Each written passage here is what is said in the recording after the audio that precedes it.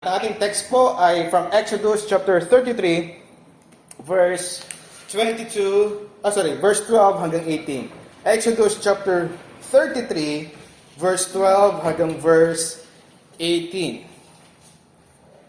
Sige po, buksan muna po natin ang ating mga Bible. Exodus chapter 33, verse 12 to verse 18. Okay, si Moses po ay nakikipag-usap sa Panginoon sa pagkakataong ito. Ito po ang sabi ng Bible. And Moses said unto the Lord, See, thou sayest unto me, Bring up these people, and thou hast not let me know whom thou wilt send with me. Yet thou hast said, I know thee by name, and thou hast also found grace in my sight. Now therefore I pray thee, if I have found grace in thy sight, show me now thy way, that I may know thee, that I may find grace in thy sight, I may find grace in thy sight, and consider that this nation is thy people. And he said, Thy presence shall go with thee, and I will give thee rest. And he said unto him, If thy presence go not with me, carry us not up hence. For wherein shall it be known here that I and thy people have found grace in thy sight? Is it not that thou goest with us? So shall we be separated, I and thy people, from all people that are upon the face of the earth. And the Lord said unto Moses, I will do this thing also that thou hast spoken, for that thou hast found grace in my sight, and I know thee by name. And then verse 18, and he said, I beseech thee, show me thy glory. So, salamat po sa Panginoon. Actually, ang pamagat po ng ating series na gagawin po ngayon sa ating pong prayer meeting dito sa District 9 ay Prayers of Old. That's the title po ng series natin. Ito po ay mga panalangin, mga magaganda, dakila, kamangha-mangha at mga matututunan nating mga panalangin na mababasa natin sa Old Testament. Kaya Prayers of Old. At ang ating unang pag-aaral, Moses' Prayer. Show me thy glory. Tayo man na manalangin. Our Lord, Heavenly Father, we thank you so much for this wonderful afternoon. Salamat po sa presensya po ng bawat isa. And Lord, I hope and pray sa tulong po ng Banal na Espiritu, usapin niyo po kami at matuto kami ng isang dakilang bagay, Panginoon, lalo na sa buhay ito ni Moses na sa nabasa namin, nasa kagitna po ng matinding pagsubok. And kayo po ang kanyang nilapitan, yung kanyang kinausap, at meron siyang dakilang prayer. Ang prayer niya ay ipakita mo sa kanya ang iyong kaluwal at iyan. Salamat po, Panginoon. Purihin ka. Wala pong bang mataas, kundi kayo lamang. Ito po yung samudalangan namin. In Jesus' name, Amen and Amen. Okay, so introduction mga kapatid. Mabilis sa summary. During sa pagkakataong ito, sa paglalakbay po ng mga Israelites through the Mount Sinai, meron po tayong mababasang ilang mga kamanghamanghang talata na somewhat po ay nakakatuwang basahin dahil hindi pa natin alam ang kwento. Pag hindi mo pa alam ang kwento, nabasa mo mga talatang ito, matutuwa ka. Why? Kasi tingnan niyo po ang sabi ng Exodus chapter 19. And all the people answered together and said, All that the Lord had spoken, we will do. Gagawin namin yan. And Moses returned the words of the people unto the Lord. Sipin niyo na, mismong ang mga tao nagsabi, gagawin namin yan. So, mga commitment po yan sa Panginoon. Ano pa? Yan. Exodus chapter 24 verse 3, And Moses came and told the people all the words of the Lord and all the judgment, and all the people answered with one voice and said, All the words which the Lord hath said, will we do. Gagawin namin lahat ng kanyang sinabi hanggang verse 7 yan. And he took the book of the covenant and read to the audience of the people, and they said, All that the Lord hath said, we will do and be obedient. Pagka naman i-leader si Moses at narinig mo yan sa mga tao mo, sabi ko, wow, amen, salamat po Panginoon, tumang-tuwa siya. Yan po ay mismong galing sa bibig ng mga Israelites. And yan sa nakakaalam ng kwento, we know na kung ano po ang mga nangyari sa mga susunod, lalo na po sa Exodus chapter 32. Okay, na habang si Moses po ay nasa tuktok ng Sinai, kausap po ang Diyos at doon binigay ang Ten Commandments. Ano po ang ginawa ng mga tao? Well, alam nyo na. Okay? Yan. Idolatry. Pansinin po ninyo ito mga kapatid. idolatry of the Israelites. Exodus chapter 32 verse 1 to 6. Okay, dun po yun nangyari. Pero verse 4 lang po ang babasahin natin. And he received them in their hand and fashioned it in the graven tool after he made it in a molten calf. So ito po yung golden calf. Ano, gagamit sa mga ginto na ibinigay po sa kanya ng mga tao. And they said, "This be thy gods." Ito ang inyong Diyos o Israel na na nag-brought out sa inyo sa lahat ng Egypt. Yung golden calf daw, ang kilalanin nila bilang kanilang tagapagligtas, bilang kanilang Diyos, mga kapatid. Yan. At nakakalungkot dyan, mga kapatid, ay as if siguro sila sa sinasabi nila. Yan. Just imagine, sa lahat ng ginawa ng Panginoon mula sa Egypt, mga 10 plagues, lahat ng pagliligtas, pag-iingat sa kanila, pagbibigay sa kanila ng provisions at sa kanilang paglalakbay, ang binigyan nila ng credit ay yung kinagagalitan ng Diyos, which is mga Diyos-Diyosan. Grabe po, Yan. Sa verse 5, nagtayo na sila ng nagdana, and then sa verse 6, sila po ay naghain at sila nagparty. Nagkatuwa po sila. Okay, so yun po yung unang mga nangyari.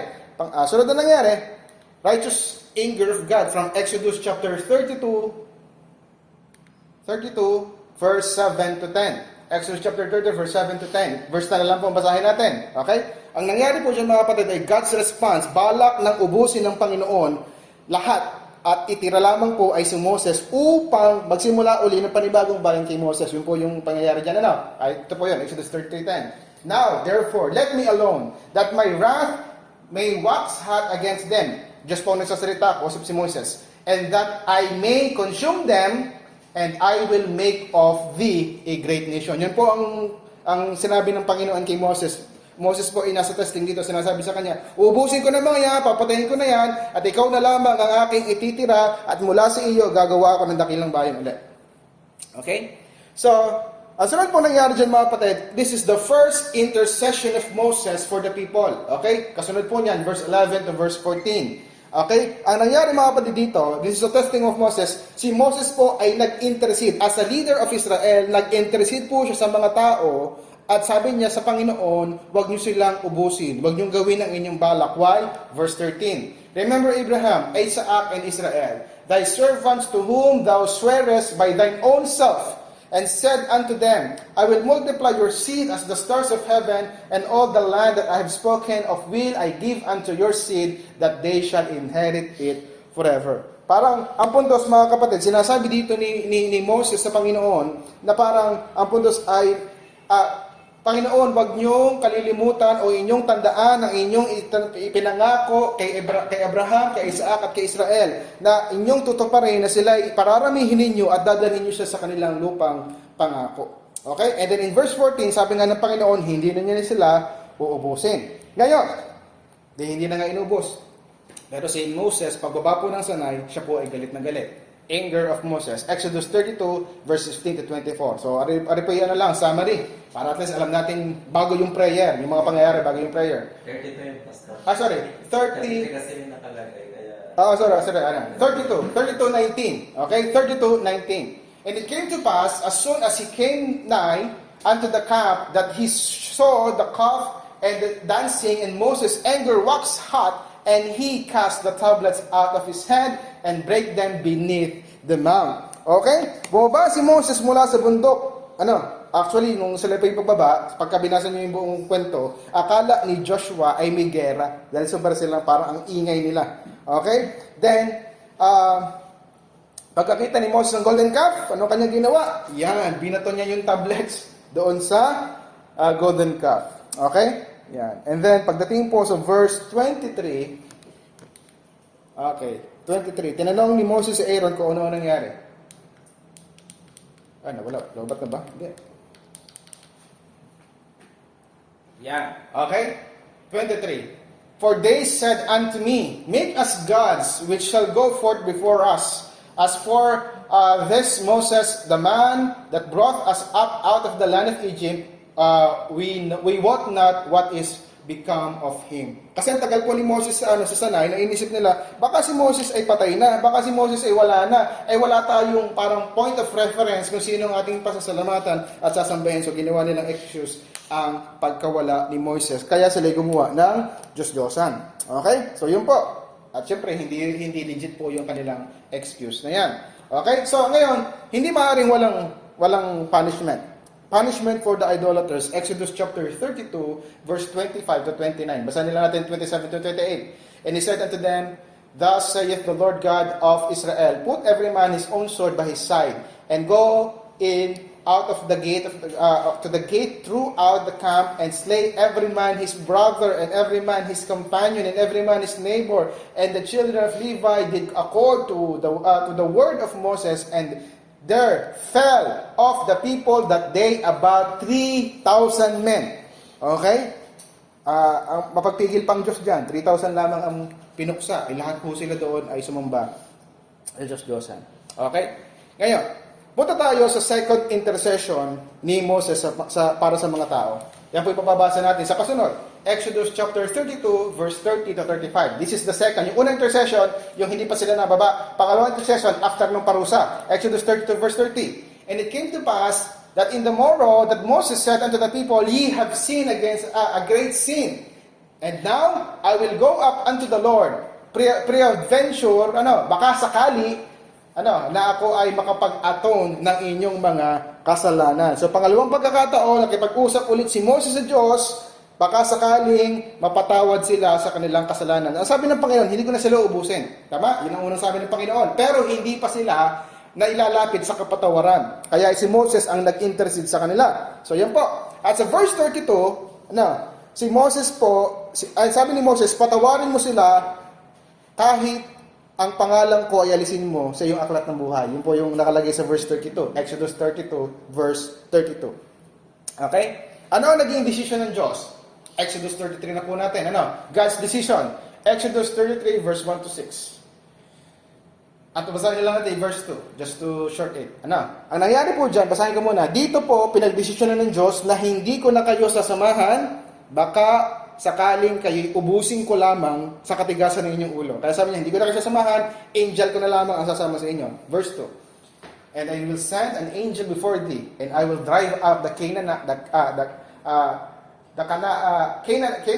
the Amorite, the Hittite, the Perizzite, the Hivite, and the Jebusite. Okay? So yan. Sabi ng Panginoon, angel na lang, sila lang bahala, at makakarating pa rin kayo sa promised land. Ngayon, pagdating ng verse 11, verse 7 hanggang verse 11, yan po ay how Moses talks to God. Okay, dito talagang ang mga tao ay nakaabang kay Moses habang papasok siya sa tolda upang makipag-usap siya. Talagang mga tao ay naghihintay ano kaya ang maging resulta na pakikiusap ni Moses sa Panginoon. Kasi nga, alam nilang silang lahat ay nagkasala. Okay, verse 11. And the Lord spake to Moses face to face as a man speaketh unto his friend. And he turned again to the camp. But his servants, Joshua and son of Nun, a young man, departed not out of the tabernacle. So, ang puntos mga kapatid dyan ay dito natin mababasa kung gaano ka-close si Moses sa Panginoon. Kung paano talagang inilalapit niya ang mga tao sa kabila ng kanilang ginawang napakalaking kasalanan. Kasi hindi ito isang simpleng bagay lang. Talagang ang dating dito ay parang pagpapakita ito na hindi lang basta rebellion, kundi kawalang utang na loob. Just imagine ang lahat ng ginawa po ng Panginoon para sila'y makalaya lamang. At pagdating po kung saan sila po ay nandoon na ibang Diyos ang kanilang sinamba. Mabigat po yan. Kaya matinding ika nga po kumbaga parang sa pakikipag-negotiate, parang si Moses ang nakikipag-negotiate sa Diyos para hindi sila ubusin. Kaya lagi po siya nakikipag-usap. At dito natin makikita how close Moses sa ating Panginoon. At meron pong pangatlong intercession. Verse 12 hanggang verse 17. Basahin ko muna pala yung nangyari. Summary. Nagmakaawa po si Moses, sasamahan sila ng Panginoon.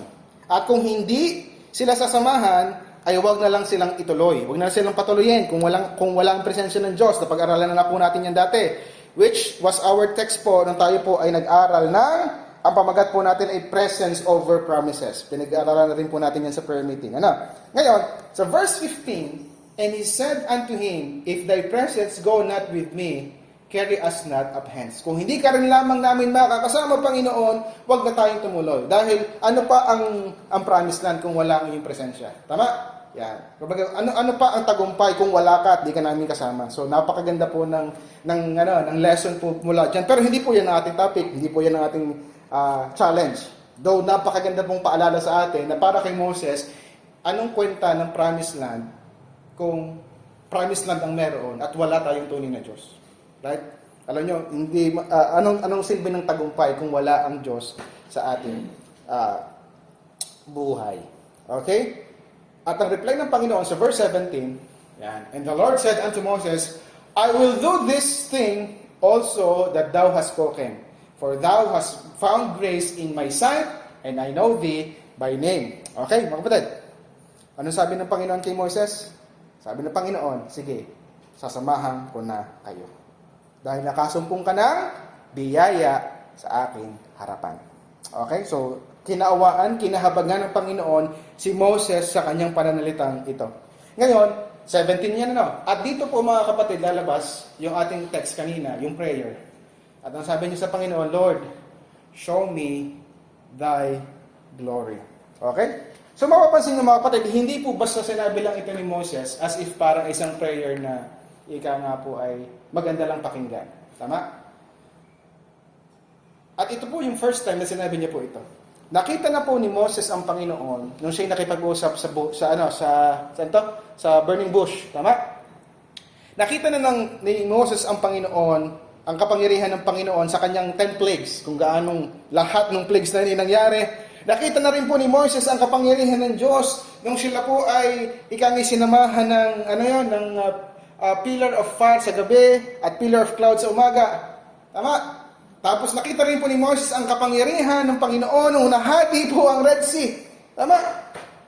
Pero bakit sa Exodus 33 verse 18, nag-request pa siya, Lord, show me thy glory. As if parang meron pa siyang hindi nakikita.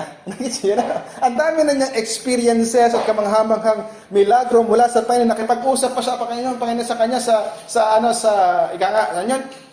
bundok ng Sinai. Nakikipag-usap sa kanya sa tabernacle. Pero at this moment, humiling pa siya, Panginoon, ipakita mo sa akin ang iyong kaluwalhatian. As you can see mga kapatid, bago dumating sa ganyang kalagayan si Moses, sobrang dami muna nangyari. Alam natin na isa na ata yan sa pinakamagandang talata na lumabas sa bibig ng isang tao. Pero ang ating mapapansin, hindi ito basta binitawan na lamang ng bibig. Binitawan sa hangin na bigla lamang, hindi rin ito for the sake na maganda o bubalaklak na pananalita. Mapatid, this prayer came out of the mouth of a tired and discouraged man. Ang prayer request na ito, na Panginoon, ipakita mo sa akin ang iyong kaluwalhatian, ay lumabas sa bibig ng isang taong pagod at isang taong discouraged na. Tama? Kita niyo naman yung pangyayari. Tama? Okay? Kapatid, as you can see, verse 32 to 31, as you can see mga kapatid, how discouraged she is. Hindi ako masyadong sure kung alam ba niya ang sinabi niya. Ang sigurado ko lang mga kapatid, sabi niya, kung posible lang, ako'y kunin mo na. If not, blot me, I pray thee, out of thy book which thou hast written. Just imagine that, na parang nating pasuko na siya, na gusto na rin niyang mawala. Kung hindi mo sila patatawarin, ako'y alisin mo na din sa iyong aklat. Pero ano ba ang kanyang discourage mga kapatid? Hindi na tanong yun. Pero tingnan rin natin. Ano mga kin-discourage niya? Discouraged because of his people. Stiff-necked people. Tingnan niyo po ang mga talatang ito. Okay, Exodus chapter 32 verse 9. Behold, it is a stiff-necked people. Exodus 33:5. Ye are stiff-necked people. Mga matitigas. Sa English po yan, pero sa Tagalog, mga matitigas ang ulo. Yung mahirap bang palingunin? Kaya po neck sa English dahil mahirap pa pasunurin. Mahirap palingunin sa tamang direksyon. Okay, sa atin naman sa Tagalog, matigas ang ulo. Ibig sabihin, ayaw makinig. Okay? Mga kapatid, ang stress, kung stress lamang mga kapatid, ewan ko na lamang kung kaya niyong talunin si Moses. Stress na ba kayo? Tingnan niyo si Moses. Ano po? Yan, 1,000 lang naman po ang kanyang miyembro. 1,000,000. Higit ilang milyon po ang kanyang miyembro. Okay? Hindi niyo pwedeng ipagmalaki kay Moses ang dami niyong anak. Hindi niyo pwedeng ipagmalaki kay Moses sa sobrang niyong kailangang intindihin. Okay? Sa sobrang dami, o kailangan tapusin, o pakainin, o pangunahan. Alalahanin natin mga kapatid, walang dakilang tawang Diyos. Si Moses ay tao din lamang na katulad ninyo. Stress, napapagod, parang minsan susuko na. Okay? Hindi lang yan. Okay? He is leading a covenant breaking people. Mga covenant breakers. He is leading a covenant breaking people. Kung inyong maalala mga kapatid, yung binasa natin kanina, yung magaganda, ano yan, ang sabi niya, we will do, and be obedient. Okay? Mga verbal na pangako ng mga tao, yet sinira nila sa pinakamasamang paraan. Diyos-Diyosan, kung saan galit na galit ang Diyos. Okay? At sabi pa nga dito sa verse 32 ng chapter 32 verse 19, okay, Moses' anger wax hot. Okay? Si Moses po ay sobrang nagalit. Uminit talaga ang kanyang ulo. Talagang sumabog ang galit niya nung makita niya na bakit may sinasamba kayong ibang Diyos, ay ang Diyos na ito ang nagligtas sa atin. Yan. So talagang covenant breaking people ang ano. At ba, hindi lang mga tao, discouraged about the situation. Many of his people died. Maraming mga namatay. Mga batay, ilan na namatay? Sa pagkakataong yon, 3,000 men. Namatay agad. Okay, nabuwal sa bayan ng araw na yon ang 3,000 katao. Mga kapatid, 3,000. Sa tingin nyo, para kay Moses okay lang yan? Na maraming namatay sa mga tao niya dahil sa kasalanan. Hindi po masaya si Moses dyan. Okay? Ano pa? Chapter 2, verse 30. Ano? Ang sabi dyan, and it came to pass tomorrow that Moses said unto the people, ye have sinned a great sin, and now I will go unto the Lord. Peradventure, I shall make atonement for your sin. Upang ako'y aking matubos. Pagpapakita na malaki ang pagmamahal ni Moses sa bayan. Gusto ko kayong tubusin, gusto ko kayong mapatawad, kaya hindi masaya si Moses na maraming namatay. And then mga kapatid, sabi pa niya dito, para sa tindi na kanyang pagmamahal, mapatawad lang sila, handa siya ang ma-blot out sa aklat ng buhay ng ating Diyos. Ganyang kamahal ni Moses ang mga tao, kaya hindi simple sa kanya na may namatay na 3,000. Mula Egypt, makikita natin kung paano nagpagal at nagsakripisyo si Moses para sa kanila. Kaya yung yung 3,000, isang iglap patay, hindi po yun madali para kay Moses.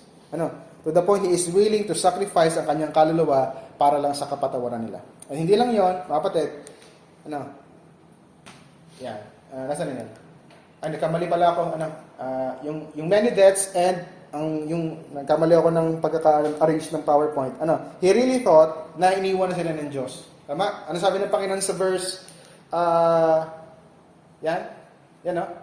sabi ng Panginoon sa kanya, Moses, go, get thee down, for thy people, ang iyong bayan.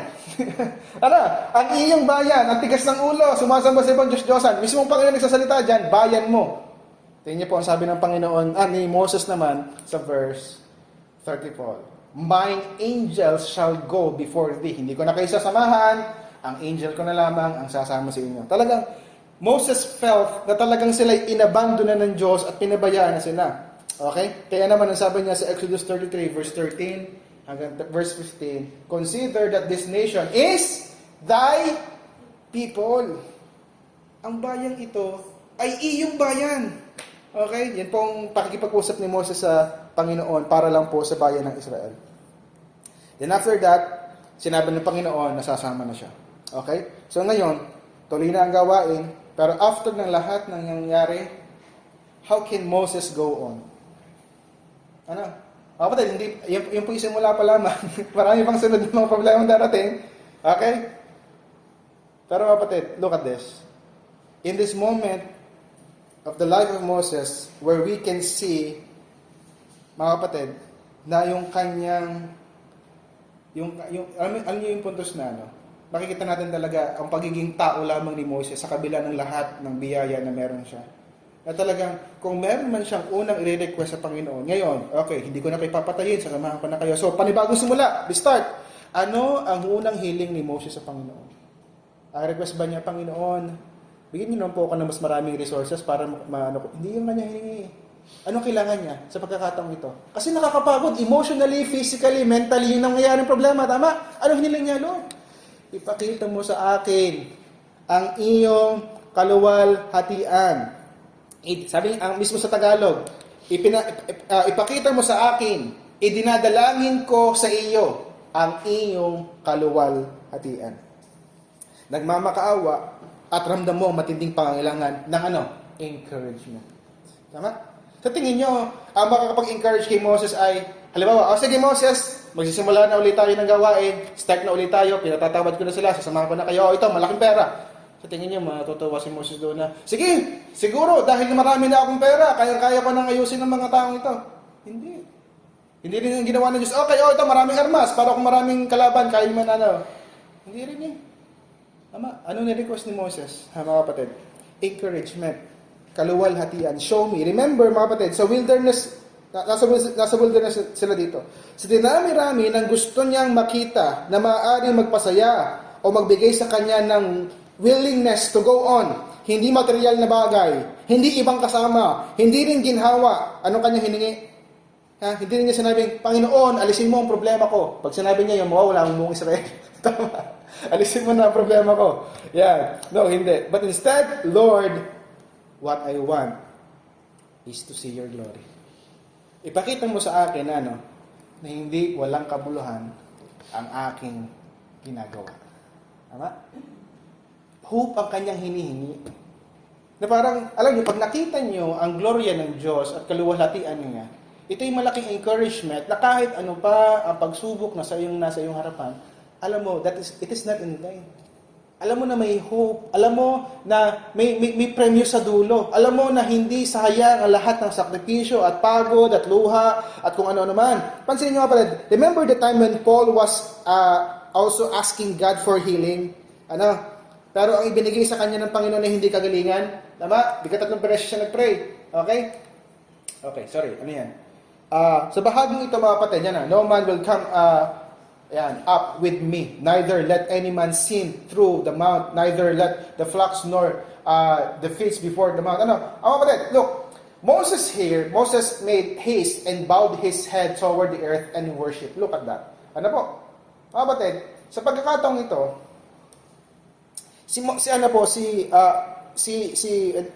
wala pala dyan, kwento ko na lang, si Paul, nung nag-request siya, nung siya may thorn in the flesh, dito tumiling siya, Panginoon, 3 beses pinag-pray, pagilingin mo ako. Anong reply na pa sa kanya?